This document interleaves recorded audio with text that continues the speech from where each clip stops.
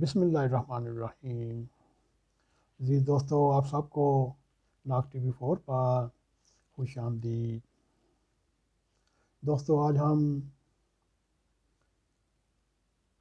یہ پاکستان کا اصل مسئلہ کون سا ہے جس کی وجہ سے پاکستان ترقی کرنے کی طرف گامزن کیوں نہیں ہوا۔ دوستو، اس میں کوئی رائے دوسری نہیں کہ حکمرانی کے ڈنگ سے ہم پاکستان کے لیڈران بے نیاز ہیں، لیکن اپنا قیافہ شناسی اور رائے ضمنی ختم نہیں ہوتی کہ قائد اعظم محمد علی جناح کا تصور پاکستان کیا تھا، اور اپنے خیالات اور رجحانات کے مطابق کوئی بھی قائد اعظم محمد علی جناح کی تقریروں سے اپنے مطلب کا حصہ نکالنے کی کوشش کرتے ہیں۔ آج ہم اس بحث کو بھی دائیں طرف رکھتے ہوئے اس پر اتفاق کریں گے کہ جیسے بھی پاکستان کا تصور محمد علی جناح کے دل و دماغ میں تھا، وہ کم سے کم ایک نہایت ہی بیوقوف جاہل ملک کے نہ جانے والے تھے، جو بعض رہبران لیڈران جو قوم کو اسکانے میں اور اس کے بعد جب قوم جذبات سے سرشار ہو کر نعرہ حق بلند کرتے ہیں کہ پاکستان اسلام کا قلعہ ہے۔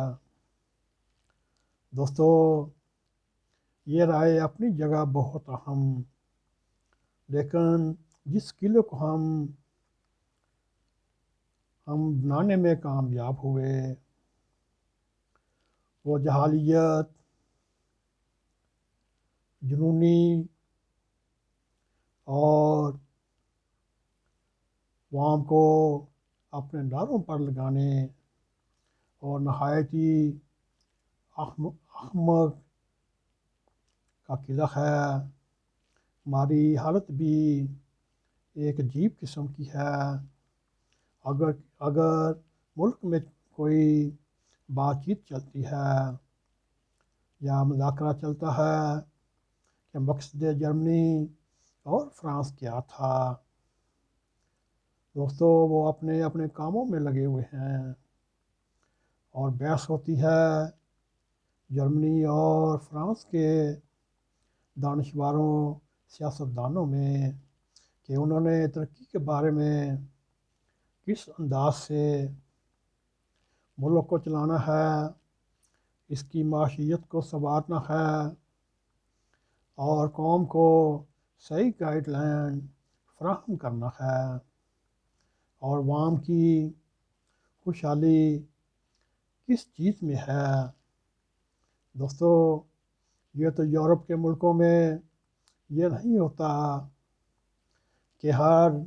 شہری نے اپنے دروازے کے سامنے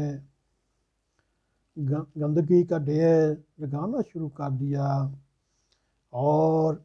پاکستان جیسے ترقی پذیر ممالک، چاہے وہ انڈیا ہو چاہے بنگلہ دیش ہو، ان شہروں کا یا ملکوں کا گند تو ہم اٹھا نہیں سکتے۔ دوستو، زرعی ملک ہونے کے باوجود اپنی ضرورت کے مطابق گندم، سبزیاں، چاول اور دیگر خورد و نوش کی چیزیں ہم خاطر خواہ پیدا نہیں کر سکتے۔ دوستو، 74 سال سے اس بحث میں لگے ہوئے ہیں پاکستان میں کس قسم کی حکومت ہونی چاہیے یا کس قسم کی ریاست ہونی چاہیے۔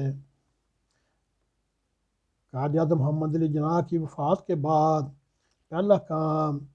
جو ریاست کو درپیش تھا وہ تھا ایک متفقہ آئین کا۔ وہ ہم لوگ کام تو جلد نہ کر سکے، لیکن قائد اعظم محمد علی جناح کے بعد لیڈران قراردادیں کی صادق ترتیب دینے میں مشغول ہو گیا، اور ہمیں کوئی دانشور یہ تو بتائے قرارداد مکمل مقاصد کیا چیز ہے اور اس کی کیا ضرورت تھی۔ دوستو، اس کے سامنے ہندوستان نے سال 2 سال میں اپنی قوم کو آئین دیا اور ہم مقاصد ریاست بنانے میں مشغول رہے۔ دوستو، پھر مذہب کی ایک ایسی بحث چلی، اس کے بعد اس نے تھمنے کا نام نہیں لیا، اور ہمیں کسی مہا پردھان نے سبق سکھایا کہ پاکستان کا اصل مسئلہ مذہب ہے۔ دوستو، یہ حیرانگی والی چیز ہے، جس ملک میں 97 یا 98% لوگ ایک ہی مذہب کے ماننے والے ہوں، اور کسی دانشواری کے تحت مذہب کو مسئلہ بنا دیا۔ کمیونسٹ ملکوں کے علاوہ ہر ملک میں مذہب ہیں، ہر قسم کے پائے جاتے ہیں، اور دنیا میں ایسی بحثیں نہیں ہوتی کہ ہم نے جو دنیا کو گائیڈ کرنے کا رویہ رکھا ہوا ہے۔ دوستو، آپ نے حال ہی میں سنا ہوگا، اس سلسلے میں ہم پاسپورٹوں کے مذہب کا ایک خانہ ڈال دیتے ہیں۔ اب کسی نے مسئلہ اٹھایا کہ نکاح ناموں میں بھی فلاں فلاں جملے ہونے چاہیے، اور یہ تحفے پاکستان کے وزیر اعظم، اس کے وزرائے اعلیٰ نے قوم کو تحفے میں دیے۔ ویسے وزیر اعظم صاحب سے یہ کہا جا سکتا ہے کہ آپ بہت اچھی حکمرانی کر سکتے ہیں۔ دیکھنے میں آیا ہے ہمیں وزیر اعظم بھی وہ ملا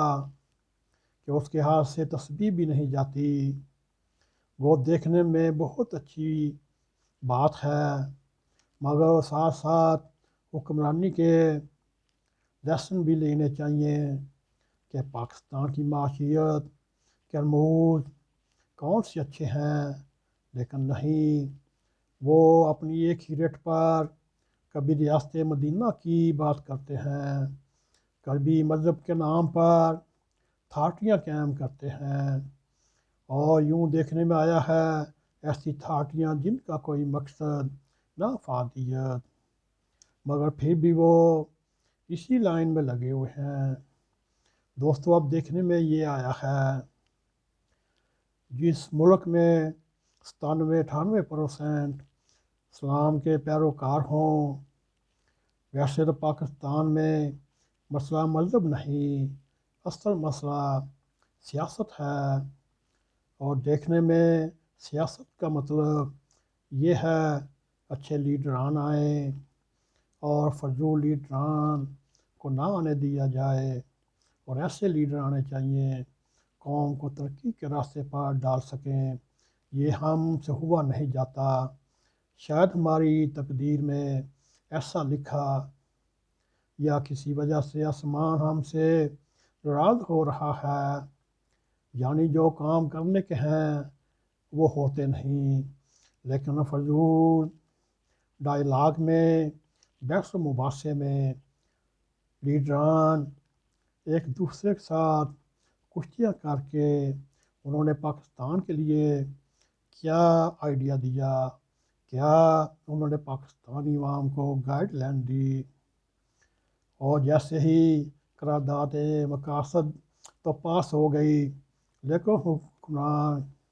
اس کی بابت بات کرنے میں سامنے نہیں آتے۔ اسی وجہ سے مشرقی پاکستان کے عوام کے ساتھ بھی مکالمہ ہونا چاہیے تھا مگر قرارداد مقاصد کے پاس ہونے کے بعد پاکستان کو حکمرانوں میں ایسا مغربی ملکوں میں پھنسا دیا گیا کہ پاکستان کا مقصد یہ تھا بالعموم امریکہ کے دم چھلے بنے رہیں کہ اسلام کی سربلندی کا تقاضا یہ ہے کہ ہم بغداد معاہدے میں، سینٹو معاہدے میں اور سیٹو معاہدے کے وفادار کارکن بنے۔ یہی ایک قرارداد مقاصد کا مقصد تھا۔ نوکرشاہی کا تسلط قائم ہو، ملک میں وہی ہو جو جنرل ایوب خان یا اسکندر مرزا چاہتے تھے۔